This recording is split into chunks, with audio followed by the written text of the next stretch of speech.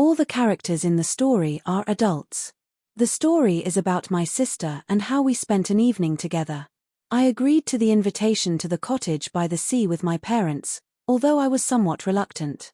This meant that I would need to take time off work and spend time with my parents, which was sometimes frustrating. I agreed to the invitation because Jenny had already said she would come, and I was looking forward to meeting her. My sister went to university, and I withdrew from university to pursue employment, and our interactions have been limited since then. Our communication has been limited as well. When I would feel the need to contact her, I was aware that I would need to contact my mother first to obtain her number. However, I consistently postponed doing so. On a recent day, as I reclined on the sand, my eyes closed, and my arms crossed over my chest, I recognized that I was in a rather pleasant state. I had been spending excessive amounts of time indoors recently, and the sun's warmth was pleasantly felt on my skin. I removed my shoes and proceeded to the beach and removed my shirt. Shortly after arriving, I considered the possibility of going for a swim before lunch, given that it was only half an hour away. However, my thoughts were abruptly interrupted by a sudden explosion.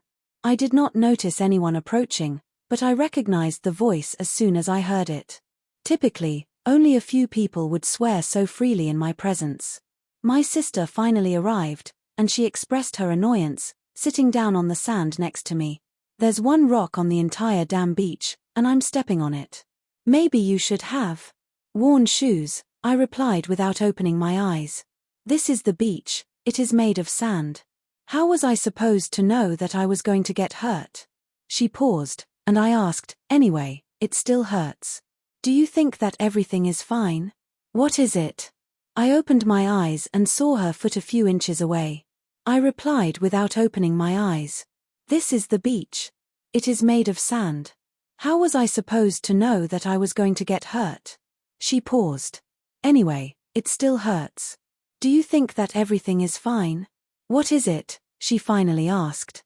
I opened my eyes and found her foot a few inches from my face. "Yes, it's all right. I just blushed a little. That's all.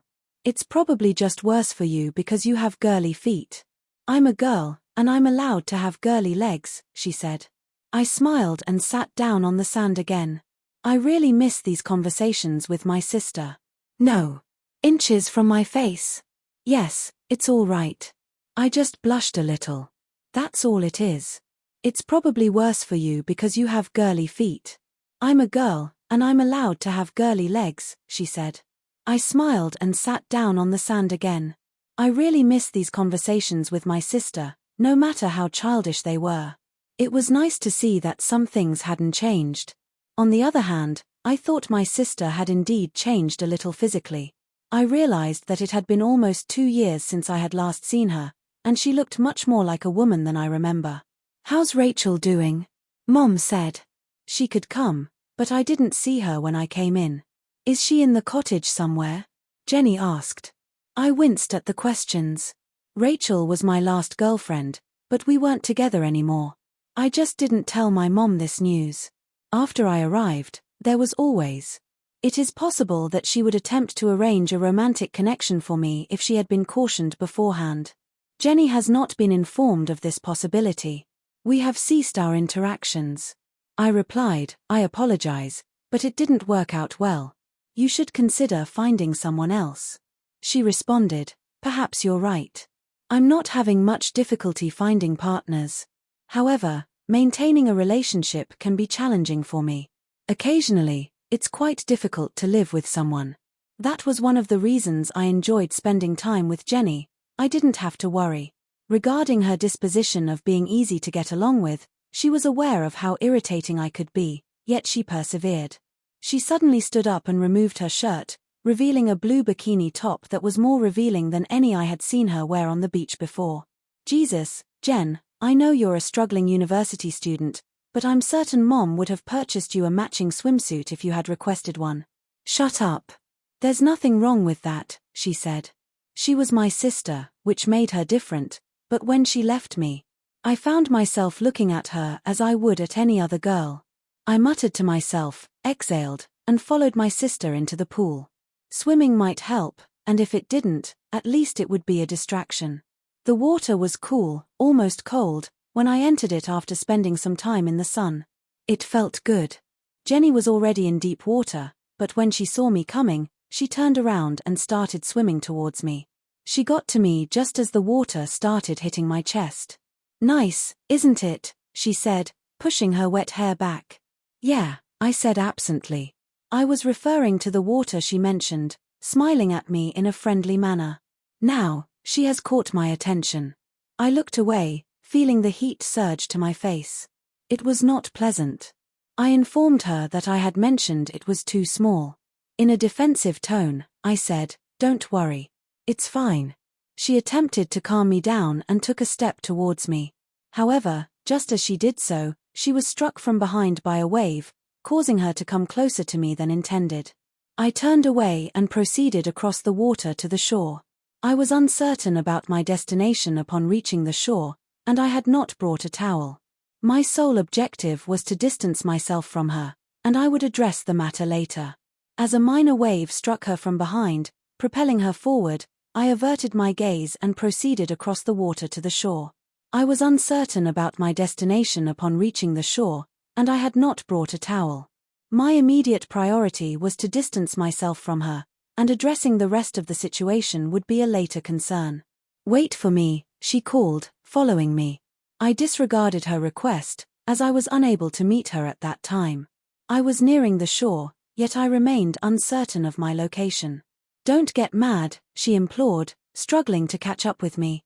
I paused when she said that. Did she? "I'm not mad at you. I'm upset with myself, though. You should be mad at me if anything."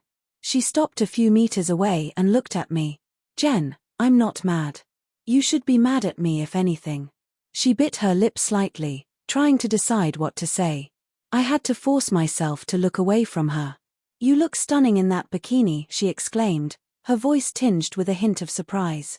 "I had hoped you would appreciate the costume," she continued, her gaze shifting to my shorts, which remained concealed from her view.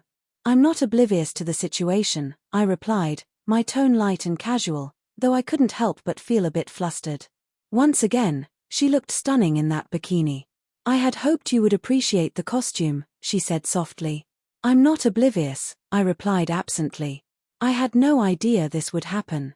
She continued to glance at my shorts, which were still turned away from her at an angle. She couldn't see anything. "Then why did I stop?" I was unsure how to formulate the question because I had to watch you go shirtless all the time. I continued, "Do you think I've never noticed that it never affected me?" She continued. I knew that girls tended to find me quite. I was unable to discern anything, so I ceased. I was uncertain how to formulate the question because I had to observe you without a shirt for an extended period. I continued, "Have you never noticed that it never affected me? Girls tend to find me quite attractive, and that was the primary reason for my success with them. However, I didn't realize that my sister could feel the same way. I felt so ugly." She continued, "When I treated my own brother like that, I guess I just wanted to see if I could get a reaction from you. Maybe, maybe not. If you felt similarly, it could be indicative of a normal phenomenon. Perhaps I am not as eccentric as I appear." "Oh, JY," I said, putting my hand on her shoulder. "Of course you're a weirdo," she replied. I quickly moved out of the way, anticipating the blow she would deliver, but I tripped over my feet and landed. "If you had the same impression, perhaps it's just a normal phenomenon. This could mean that I'm not as eccentric as you might think." "Oh, JY," I said, putting my hand on her shoulder. "Of course you're a weirdo," she replied, quickly dodging back, expecting me to strike her. However, I tripped over my feet and landed on my back on the sand. I started laughing, but she sat heavily on my stomach, knocking the air out of me. "I'm just kidding," I said after I caught my breath. "But seriously, you saw what you did to me. If you're a weirdo, I think we could be weirdos together. Has anyone ever told you that sometimes you can be incredibly annoying?" she asked, giving me a half smile. "Besides you," I replied, pausing and pretending to count on my fingers. "Every girl." She rolled her eyes and shook her head slightly, irritably. "I do not know why I tolerate you," she told me. "My dashing appearance and Her charming disposition was not the issue at hand. I must have been lacking in the ability to learn from my mistakes. She shifted slightly toward me, once again drawing my attention to how well she looked in that bikini. "It is probably time for you to leave," I told her in a low voice. "What will you do before you go?" I informed her that it was time for her to leave. She raised an eyebrow and inquired, "Are you suggesting that I leave?" I snorted at the joke, taken aback by its unexpectedness. She smiled, but pulled away from me and lifted her hand from the ground. "Your back is covered in sand," she stated. "The cottage has a hose. I'll wash it off there." We collected the clothes and... Jenny inquired, "Did you mean?" she asked. I raised an eyebrow in response. The unexpectedness of the comment caught me off guard. She smiled, but pulled away from me and lifted her hand from the ground. "Your back is covered in sand," she informed me. "The cottage has a hose. I'll wash it off there." We retrieved the clothes and... Fortunately, she put the shirt back on when we went to lunch. I woke up late the next day and didn't sleep well. I kept seeing images of my sister in my head, and I had to restrain myself.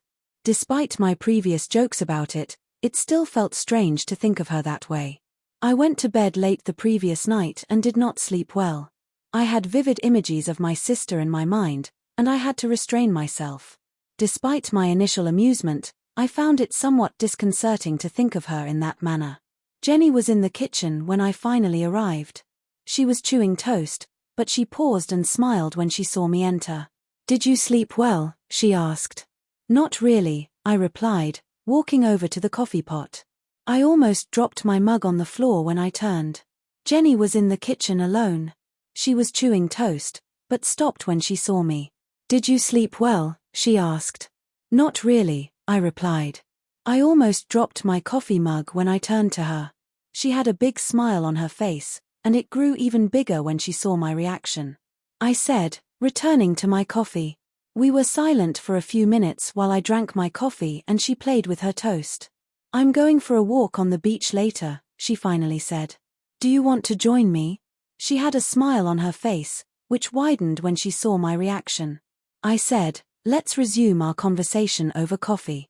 We were both silent for a few minutes while I drank my coffee and she continued to play with her toast. "I'm going for a walk on the beach later," she finally said. "I'll go with you," I said. "I promise I won't wear this suit anymore." "Oh," she said, her tone conveying disappointment. "I was kind of hoping you'd wear it this time." I ducked too slowly, and half of the toast she threw hit me in the forehead. However, she still had a smile on her face, so I knew she wasn't completely angry. Jenny chose a t-shirt.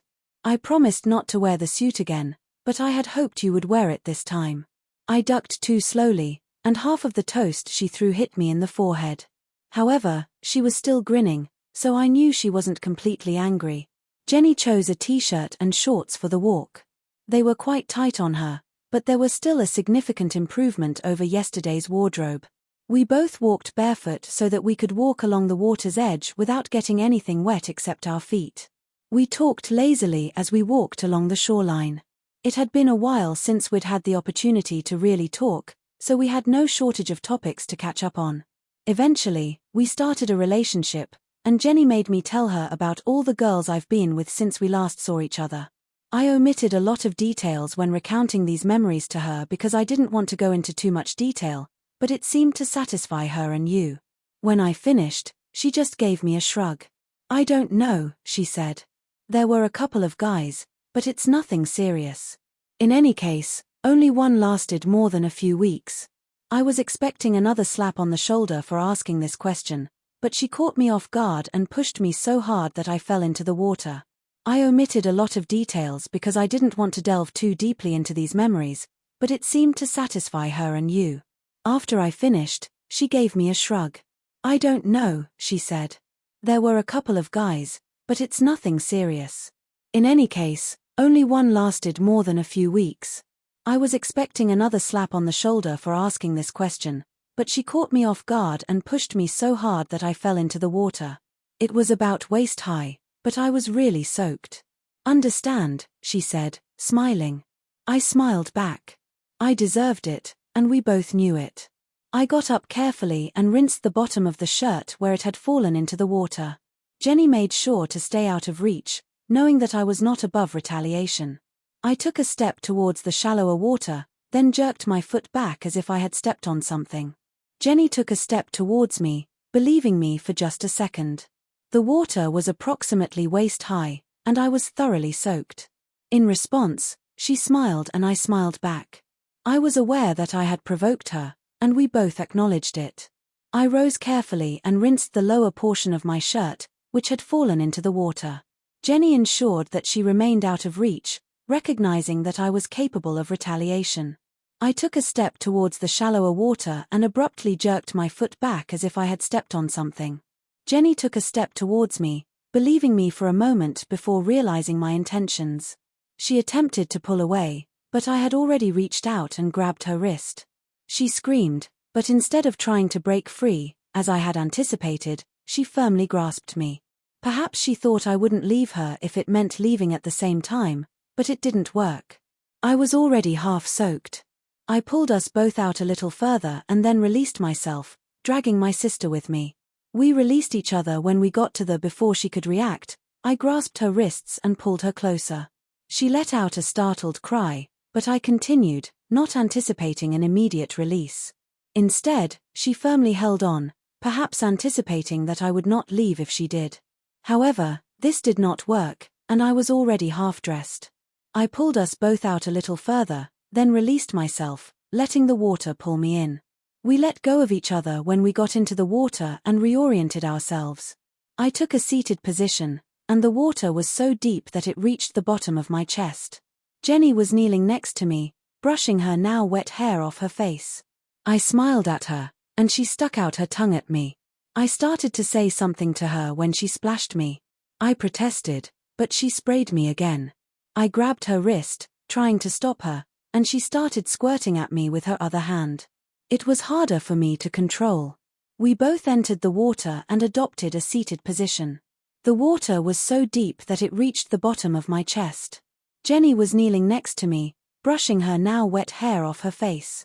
I smiled at her, and she stuck out her tongue at me. I started to say something to her when she splashed me. I protested, but she sprayed me again. I grabbed her wrist, trying to stop her, and she started squirting at me with her other hand. It was harder for me to grab her other wrist, but I managed to grab onto it. "What now?" I asked her. "I guess I'm your prisoner," she replied, settling into my lap. She was uncomfortably close to me now. Damn it, it was hard for me again. I couldn't think clearly. I could have just let her go instead. I kept holding her wrists. I finally let go of her hands and moved them to her feet. She sighed in disappointment, believing that I was going to tear her away from me. She looked. I attempted to restrain her other wrist, but she firmly refused, stating, "I guess I'm your prisoner." She then settled into my lap, bringing us into close proximity. I found myself grappling with the discomfort of her proximity, my ability to think clearly hindered. I could have easily released her hands, but I maintained my grip, a decision that ultimately proved unwise. She exhaled in disappointment, anticipating an imminent separation. I met her gaze, and we engaged in a silent conversation. I acknowledged the necessity of changing clothes at some point, but the wetness of my shorts was likely to go unnoticed. We sat in silence, each trying to regain our breath, observing the other's reaction to our recent actions. The possibility of returning to our previous location was raised, and we concurred. She stood and I reached for her hand, leading us back in silence. After a few minutes, I felt her hand touch mine. I initially ignored her hand, but she continued to touch me. I looked at her, confused, and then I realized I was looking at her face. She smiled at me, and I returned her smile. I turned my head forward again. I was extremely pleased when we returned, not in a hurry, holding hands. It was even harder for me to fall asleep that night. I was haunted by more images of my sister, as well as memories of what we were doing underwater. It didn't help that I couldn't stop thinking about it.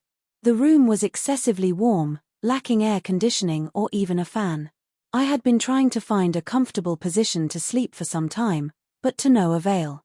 I repeatedly turned over, unable to fall asleep. I could see my watch on the table next to the bed. The moonlight provided sufficient light to read the time. I sighed, realizing that sleep was near impossible. I was unable to fall asleep, and I was concerned about Jenny. I decided that it was worth it, despite the fact that I had not achieved anything. I got out of bed, still wearing only shorts, and headed to her room. Her door was only a couple of meters from mine, and I paused. I paused at the door for a minute, deciding whether to knock. In the end, I tried the handle and found that it was unlocked. I called softly, "Jenny," and opened the door. There was no response from her. The same moonlight from my room poured through her window, which allowed me to see quite well. After standing at the door for a few minutes, debating whether to knock, I decided to try the handle. I found that it was unlocked. I called out softly, "Jenny, are you asleep?" There was no response. The same moonlight from my room poured through her window, allowing me to see her dark hair matted on the pillow in the back of her shirt. I whispered, "Jenny," and got closer. She was still completely unresponsive. I decided that she must be asleep. I don't know why I expected otherwise. It's been a few hours since she went to bed. Despite the absence of light, I was able to discern her dark hair matted to the pillow in the back of her shirt. "Jenny," I whispered, gradually approaching. She remained completely unresponsive, and I concluded that she must be asleep. I am uncertain why I anticipated otherwise. It had been several hours since she went to bed. I stood on the edge of her bed for many long minutes, observing her while she slept. I knew I should return to my bed. Standing here was somehow wrong. On the other hand, if I go back to my bed, I'll continue to obsess over her. I really wanted her to stay awake. At least I could talk to her. I stood at the edge of her bed, observing her as she slept. I knew I should return to my own bed, but I also felt that it was wrong to stand there. On the other hand, if I went back to my bed, I'd continue to obsess over her. I really wanted her to stay awake so that I could talk to her. In the end, I lay down next to her. I thought, this wouldn't be so bad. It certainly wouldn't be worse than what we've already done. Damn it, JY. Have you been awake all this time? Yes. I wanted to see what you'd do if you thought I was dreaming. Obviously, nothing interesting. Come on. I wouldn't do anything. I reclined next to her on the bed. It's quite late, and I've been awake for some time. I wanted to see what you'd do if you thought I was dreaming. I wouldn't do anything while you were sleeping, but now that you know I'm awake, what is it? That's a very good question. I still don't know why I came to your room. I don't feel any guilt now, but I do feel some remorse. Besides the fact that you're my sister, you mean well. Yes, I still have. While you were asleep, how would you feel now that you know I'm awake? That's a very good question. I still don't know why I came to her room. No guilt now, right? Well, sort of. I think I replied hesitantly. Besides the fact that you're my sister, you mean well. Yes, I still have some problems with that. I told her, do you feel it? Do you feel what you're doing to me? She whispered, yeah. I said absently, good night. She murmured, good night. I replied when we fell asleep together. I woke up the next morning and found myself alone in Jenny's room. It was quite late, judging by the sun. I informed her that there were some issues with that. I asked her if she felt it, if she felt what she was doing to me. She whispered, yeah. I said, good night. She murmured, good night. I replied when we fell asleep together. I woke up the next morning and found myself alone in Jenny's room. It was quite late, judging by the sunlight shining through the window. I wanted there to be a clock around so I could tell exactly what time it was. I decided it was probably time to move on. I've already risked a lot by spending the night in my sister's bed. The sooner I get back to my room and get dressed, the better. As soon as I started to get up, I rose from the bed and began to search for shorts. The door opened, and I froze in a moment of sheer terror. Good morning, Jenny, she said, closing the door behind her. Damn it. Are you trying to kill me? I asked, flopping back onto the bed and waiting for my pulse to return to normal. She smiled, took a comb from the bedside table, and I rose from my bed and began to search for shorts. The door began to open, and I stopped suddenly, overcome by a sense of dread. "Good morning, Jenny," she said, closing the door behind her. "Are you trying to kill me?" I asked, flopping back onto the bed and waiting for my pulse to return to normal. She smiled, took a comb from the bedside table, and began to comb her hair. She wasn't wearing the same shirt she was wearing last night, which was probably a good idea, considering the mess I'd made of it. "I didn't even know you weren't up yet. I was waiting for you to wake up, but you took forever, and I had to go to the bathroom," she explained. "Good," I said. She continued, "My heart probably needed exercise anyway, right?" I sat up and noticed my shorts on the floor at the edge of the bed. I tried to ignore my sister as I picked them up and put them on, but I could see her watching me out of the corner of her eye. "Can you check the hall to make sure he's safe?" I asked her. I proceeded to inform her that I would be taking a shower. She replied that she would be taking care of the matter. She went to the door and opened it, pretending to look around to ensure that no one was there. I ran to the door and closed it as fast as I could without slamming it. When Jenny burst out laughing, I hissed, "This is not funny. JY, we could have serious problems if we get caught." She replied that she had gone to the door and thrown it open, feigning a search of the area to ensure that no one was present. I proceeded to the door and closed it as quickly as possible without slamming it. "This is not a humorous situation, Jenny," I hissed. "If we are discovered, there could be significant repercussions." "Actually, it is rather amusing," she replied when she had regained composure. "Mom and Dad won't be here until noon. They left while you were still asleep. Everything for yourself, huh? In that case, do you know what I am going to do?" I inquired. She shook her head, but there was a glimmer of hope in her eyes. "I am going to take a shower." I proceeded to the bathroom, swiftly locking the door behind me. "You idiot," she shouted from behind the door. After I showered and dressed, I went down to the kitchen. Jenny was already seated at the table, having nearly finished a bowl of cereal. She stared at me when I entered the room, and it was evident that she was struggling to maintain composure. That I acknowledged her statement with a simple, "Yes, but you should have seen the look on your face." She responded with a broad smile, asserting that it was worth it. She resumed her breakfast, and I sat down and poured myself a bowl. We ate in near silence. I entered the room and observed that she was having difficulty maintaining her composure. I acknowledged her efforts and offered reassurance. She accepted my affirmation, but her expression revealed a different sentiment. She smiled broadly and stated, "It was worthwhile." She resumed her consumption of cereal, and I seated myself and consumed a bowl. We spent several minutes in silence, after which she glanced at me. "You know what? What is it?" she inquired. "I doubt it." "I'm taking medication," she replied, causing me to choke on my cereal. "Why are you sharing this information?" she asked, her tone implying curiosity. She just shrugged, indicating that she was not obligated to provide an explanation. She stood and stretched, lifting the edge of her t-shirt. After a brief period of silence, she turned to me and inquired, "What is it?" "I'm not sure," I replied. "You're taking pills," she stated, her tone conveying a hint of skepticism. "I'm taking my medication," I responded, my tone professional. She raised her shoulders, indicating a potential interest in the matter. "I'm going to take a shower now," she announced, her tone firm. "I might lie on the bed and see if anyone shows up." She took a few steps toward the bathroom, then turned her head to ensure my attention was fully on her.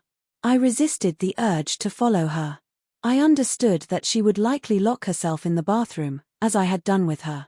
I exhaled and returned to my seat. Shirt dangerously high. "I am going to take a shower now. Perhaps I will lie on the bed and see if anyone shows up." She took a few steps towards the bathroom, then turned her head to make sure that I was following her. I had to force myself not to follow her. I knew she would just lock herself in the bathroom, just as I had done with her. I sighed and went back to the cereal. I was pretty sure she was serious about her not-so-subtle invitation. After the shower, what bothered me was that I was ready to accept it. I finished my breakfast and went back to my room to wait. I lay on my bed for what seemed like hours, listening to the faint sound of the shower running and nervously waiting for it to stop. Eventually, the sound of running water died down. I was quite certain that she was serious about her invitation, which I interpreted as a tacit acceptance on my part. I finished my breakfast and went back to my room to wait. I lay on my bed for what felt like hours, listening to the faint sound of the shower running and nervously waiting for it to stop. Eventually, the sound of running water died down. I left the room to wait outside the bathroom door. A few minutes later, my sister came out wrapped in a large towel. She wasn't even surprised to find me waiting for her. I followed her as she walked past me to her room. None of us said a word. I closed the door behind me and locked it, not wanting to take unnecessary risks. "Jen, are you sure you want to do this?" I asked. "Yes, I'm sure," she replied. I exited the room and waited briefly in the hallway. A few minutes later, my sister emerged, wrapped in a large towel. She appeared unsurprised by my presence. We followed each other to her room in silence. I closed and locked the door behind me, preferring not to take any unnecessary risks. "Are you certain about this, Jenny?" I inquired. She tilted her head slightly as she looked at me, and then she grabbed her towel from above, tore it apart, and let it fall to the floor. When I was finished, I collapsed onto the bed. Jenny rolled over on her side to face me. We stared at each other for a few minutes while we recovered our breath. "Jenny, I need your phone number before we leave," I finally said. "We need to improve our communication."